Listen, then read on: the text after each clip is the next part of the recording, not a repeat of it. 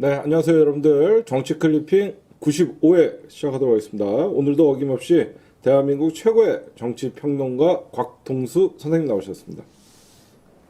이 소개를 들을 때마다 익숙해지지 않을까 생각하는데 여전히 낯설고 반갑습니다. 곽동수입니다. 네, 제가 왜 곽동수를 짧게 끊어서 얘기했냐면요. 자꾸 곽하면 이상한 사람 이름이 아이 떠올라요. 또 곽상도 얘기하려고. 네, 목요일마다 저희 방송을 빛내주시는 이은영 소장님 나오셨습니다. 네, 안녕하세요. 잘 네. 지내셨어요? 네, 이거 오늘도요 좋은 여론조사를 준비했으니까 여러분들 관심 있게 봐주시고요. 현재 여론조사들이 나오고 있어요. 네. 윤영 소장님, 이 의사들의 집단행동, 진료 거부나 파업, 국민들 여론이 좋지는 않을 것 같아요. 네, 일단은 오늘 리얼미터가 TBS 의뢰로 전국 성인 500명 대상 조사한 결과가 나왔는데요. 네. 일단은 정부의 그 업무 개시 명령 요게 적절하다는 의견이 51%. 그 다음에 좀 일방적이다라는, 그러니까 의료계가 충분한 대화 없이 나온 일방적 결정이라는 게 42%로 나왔어요. 근데 네. 이제 실제 파업이 들어가면 아마 이거는 좀 숫자가 또 달라질 것 같아요. 네, 한 네. 6대4 정도로. 네. 그리고 연령별로 보면 지금 40대하고 30대는 적절한 결정이다. 지금 정부가 의료계 집단 휴진에 대한 정부의 업무 개시 명령 발동에 대해서 적절하다라는 게 66%, 59.0%. 네. 그래서 한 10명 중 6명은 적절하다고 지금 보고 있는데 20대가 좀 아무래도 일방적이라는 의견이 이쪽이 58%가 나왔어요. 그래서 20대는 이제 학생층이다 보니까 아무래도 좀 이제 그 의대생들이 여기 연결돼 있다 보니까 좀 이런 일방적 결정이라는 의견이 좀 많은 것 같고요. 그다음에 60대, 50대 이상은 좀 반반. 아직은 좀 잘 모르겠다는 의미인 것 같거든요. 50대 이상 연령층에서는 지금 뭐 4대4 정도 그렇게 나와 있고요. 지역별로 보면은 충청권, 서울권, 호남권은 적절하다라는 게 51에서 한 67까지. 그리고 이제 대구 경북하고 경기 인천 부산 울산 경남은 한 4대4 정도 이렇게 지금 나오고 있어요. 대구는 한 일방적이라는 게 한 60% 정도고요. 나머지는 한 4대4 정도 지금 나오고 있어서 이게 이제 지금 파업 전이기 때문에 지금 이 정도 여론 흐름이고 실제 의사들이 파업을 해서 우리가 병원을 못 간다든지 이제 이렇게 나오면은 요게 6대4로 제가 보기엔 뒤집혀질 가능성이 있죠. 그거보다 더 6대4 크게 갈 수도 이상으로 있어요. 벌어질 수도 있죠. 네. 근데 우리 이인영 소장님 방금 말씀해 주신 20대들이 의외로 어떤 지지하는 거는 물론 의대생들도 연결이 돼 있을 수 있지만 제가 볼 때는 네. 20대들이 병원 갈 일이 별로 없거든요. 그쵸. 건강하다 보니까 이게 30대 40대들은 이제 부모님들이 노령화되고 때로는 본인들도 이제 병원 갈 나이가 점점 돼서 3, 4, 50대들은 굉장히 부정적인 영향이 있어요. 그런데 20대들 솔직히 병원 갈 일이 뭐가 있습니까? 입원할 일이 뭐가 있어요? 그런 거의 것도 없거든요. 있고 저녁에 퇴근하면서 제가 10시에서 11시 사이에 지하철을 지난 몇 년간 계속 타고 다녔는데 네. 그 유튜브 대부분 보고 있습니다. 근데 거의 대부분 보수 유튜브 봅니다. 아, 그러다 보니까 그 영향이 있는 게 이를테면 삶이 고단해서 저녁에 알바 뛰거나 들어가는 친구들 같은 경우 정부가 뭔가 해줬어야 되는데 반값 등록금이라든가 뭐 아버지가 돈이 많이 벌게 했다든가 이것도 아니고 이러다 보니까 사회에 대한 불만이 여당에 대한 불만, 민주당에 대한 불만으로 나오면서 20대 전문대 있는 커뮤니티를 보다 보면 사실상은 그 민주당을 지지하거나 현 정부를 지지하는 커뮤니티가 별로 없습니다. 네네. 그 분위기가 그렇게 나간 것도 있어서 이런 조사가 나왔을 때 직접 느끼지 못하고 여론조사 나가는 것들 보다 보면 근데 경험해 보면 달라지죠. 이 문재인 케어에 대해서 사람들이 칭찬했던 게 부모님 모시고 병원을 가봤거나 자기가 아팠다고 하게 되면 느껴지는데 그렇지 않은 경우들은 반대하는 게 많습니다. 지금 또 말씀해 주시는 거는 제가 정치적으로 이렇게 보면 요즘 20대들이 의외로 굉장히 보수화되어 있는 거는요. 이명박근혜 9년 동안에 그들의 학창 시절 때 학생들 보고 배웠던 네. 것들이 맞아요. 뭐 국정 교과서를 만든다든가 이명박근혜 시대 때 만들었던 그런 우경화의 영향이 그들이 이제 20대가 되면서 그 나이가 딱 중학교 때 6년, 그쵸, 맞아요. 6년 이제 문재인 정부 네. 딱 들어오면서 20대가 들어오면서 과거에 우리가 생각했던 그 진취적이고 진보적인 20대들의 생각과는 좀 동떨어지게 그리고 맞아요. 요즘에 20대들은요 사실상 부모의 영향력이 많이 있습니다. 우리 70년대 80년대까지만 해도 대학생들 가방 메고 다니면 어른 취급을 받았지만 지금 부모의 정치적인 성향에 따라서 20대들이 대학생들이 어떤 대부분 이제 애지요.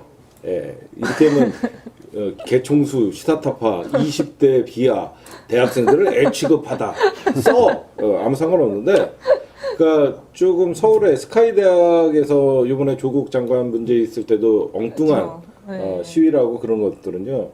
이게 좀 있는 집 자식들이 스카이대학의 진학률이 높고 그러다 보니까 좀 강남 쪽 진학률이 서울대만 훨씬 해도 높죠. 40% 이상이 맞아요. 되다 보니까 네. 그쪽에 사는 사람들의 자녀들이 대부분 부모의 영향을 많이 받아서 저는 개인적으로 그렇게 맞아요. 점점 변하고 있다. 지금 말씀하신 것처럼 남북관계 인식이 20대 완전히 보수적이거든요. 그렇죠. 그게 그 학창 시절의 교육, 그 영향이 있고, 그다음에 현 정부 들어서 이제 젠더 이슈가 나오면서 20대가 성별 차이가 좀 커졌어요. 그래서 이제 좀 남성들은 정부 지지가 좀 굉장히 좀 안 좋게 간 흐름이 있었거든요. 그리고 최근에 이제 또 20대 여성은 지지가 높았지만 최근에 이제 그 방화순 시장 사건이라든지 이런 걸 통해서 조금 더 안 좋아져가지고 그래서 이런 게 좀 정부 정책에 부정적 태도를 취하는 게 그런 영향도 좀 있지 않은가 싶습니다. 어떻든 지지층이 20대만 문제기는 게 아니라 오늘 문재인 대통령께서 지금 말씀하셨던 게 특정 교회가 방역을 방해하는 게 문제다. 이 사랑제일교회를 꼭 집어서 얘기했다라고 언론이 터뜨리면서 오늘 어떻든 400명의 확진자가 나왔습니다. 네. 정부가 지금 3단계를 검토할 수밖에 없는 상황이라고 얘기하는데 이 사과는커녕 음모설이 있어서 문제가 있다 하는데 통계적으로 보게 되면 8월부터 코로나 재확산 절반이 교회에서 일어났습니다. 이건 당연히 명백한 수치로 나와 있는데 문제는 이 수치를 놓고 보게 되면 지금 뭐 영락교회를 포함해서 수많은 교회 목사님들이 뭐 밴드나 톡을 통해서 내보내고 있는 게 정부가 대통령이 천주교 신자다 보니까 교회를 핍박한다는 식으로 몰고 가면서 이쪽도 또 다른 기득권으로 움직임이 나옵니다. 예배를 무슨 자격으로 못하게 하냐 이렇게 나가고 있어서 지금 정부나 민주당 쪽에서 굉장히 어려운 쪽이 될 것이고요. 오늘 최고위원회 결국 열리지 못했습니다. 이 국회 기자들 가운데 신문사가 한 7개 정도 되는 기자들이 모두 다 지금 걸렸고 이해찬 대표나 아니면 김태년 원내대표도 코로나 검사 받아야 되지 않겠냐 이런 얘기들이 나오고 있습니다. 상황이 굉장히 안 좋습니다. 여론을 이렇게 몰고 가고 있는 쪽이기 때문에 의협은 아마 한동안 더 설쳐될 거고 여기에 교회협회 같은 데서 지금 정말로 그 기독교인답게 행동하는 단체들은 벌써 사과하고 중재하고 먼저 하지 못했다라는 의견을 내고 있는데 그렇지 않은 보수 기독교 교회에서는 또 들고 일어날까 봐 걱정이 큽니다. 뭐 쉽게 얘기해서 부정평가보다 긍정평가가 앞질렀다는 거예요. 우리 이인영 소장님. 네. 지금 그 골든크로스 조짐은 한 일주일 전부터 계속 보였었거든요. 근데 네네. 이제 오늘 리얼미터 조사 결과, TBS 리얼미터 조사 결과가 이제 넘어간 그런 골든크로스 결과가 나왔습니다. 네. 긍정평가가 49.4%, 부정평가 46.6% 나왔고요. 지금 민주당 지지율도 40% 이제 회복을 했어요. 그래서 41.3%고 통합당이 30.3%로 조사 나왔고요. 전국 1,512명 대상으로 95% 신뢰 수준에서 표본 오차는 플러스 마이너스 2.5%포인트거든요. 지금 그 긍정평가가 지난 조사 대비 3.3%포인트 올랐고요. 부정평가는 4.2%포인트 내려갔고요. 민주당 지지도는 1.6%포인트 올라갔어요. 그래서 지금 전체적으로 이제 그 코로나와 관련해서 강력한 지금 행정 조치를 포함한 공권력을 좀 강력하게 사용하다 보니까 그리고 이 코로나 이게 지금 8.15 집회 전에는 많이 좀 그 코로나에 대한 긴장감이 많이 해이해졌었거든요. 근데 이제 이 8.15 집회를 기점으로 해서 정부가 아주 강력한 조치를 취하면서 그 이제 나가니까 지지도가 좀 이걸 잘 잡아달라는 의미에서 상승을 하고 있고 그리고 우리 진보층 자체도 좀 결집을 하고 있고 이런 양상입니다. 근데 생각보다 많이 안 나왔어요. 제가 보면 한 60% 이상 나와야 되는데 조금. 49.4는 약해요. 이거 왜냐면 아직은 좀 확진자 많이 네. 늘어나고 있어가지고. 근데 원래 네. 어느 나라든지 네. 국가적 위기가 닥치면 그 집권 여당이나 집권 행정부에 힘을 실어주는 게 있죠. 미국 그렇죠. 같은 경우에서도 현 집권 세력들이 지지율이 좀 떨어지고 그러면 희한하게 미국은 전쟁이 나더라고요. 우리 곽동 선생님 골든크로스 보시면서 제가 사실 휴가 가기 전에 광화문 집회가 딱 터지면서 역풍 불 거다 기다려라 그러고 갔다 왔는데 뭐 아니나 다를까 뭐 이게 좀 웃어야 될지 참 이게 더욱더 힘들어지는 것 같아요. 사실 올라가면서 오늘도 고비들이 몇 개 많습니다. 어떤 의미가 됐건 문재인이 공산주의라 했던 고용주 전 이사장 같은 경우 오늘 재판이 2심에서 유죄로 바뀌었어요. 문재인은 공산주의자다라고 했던 건 1심에 무죄가 나서 저희는 놀랐는데 2심에서 유죄가 되고 항소에서 다시 유죄가 났죠. 집행유예가 냈는데 분명히 얘들은 놓고 앉아서 문재인 정부가 사법부까지 휘든다. 이딴 소리 해가면서 또 공작을 하겠죠. 태풍 피해가 나도 문재인 때문이고, 그러니까 예전에 했던 참여정부에 나왔던 모든 게 노무현 때문이다. 참여정부 시즌2를 만들려고 안간힘을 쓰고 있습니다. 그런 면에서 이렇게 반등이 됐다는 건 그래도 아직 국민들이, 제대로 보는 국민들이 많다는 점인데, 말씀하신 대로 생각보다는 좀 낮아요.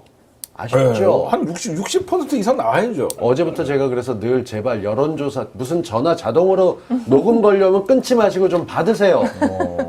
진보들은 바쁘고 낮에 이렇게 많으니까 뭐가 녹음된 전화 왔다면 판촉이로 끊어버리는데 의외로 여론조사 전화 많습니다. 좀 받아주세요. 그래 응답률이 올라가요. 받아요? 뭐 녹음된 목소리 나면 끊죠.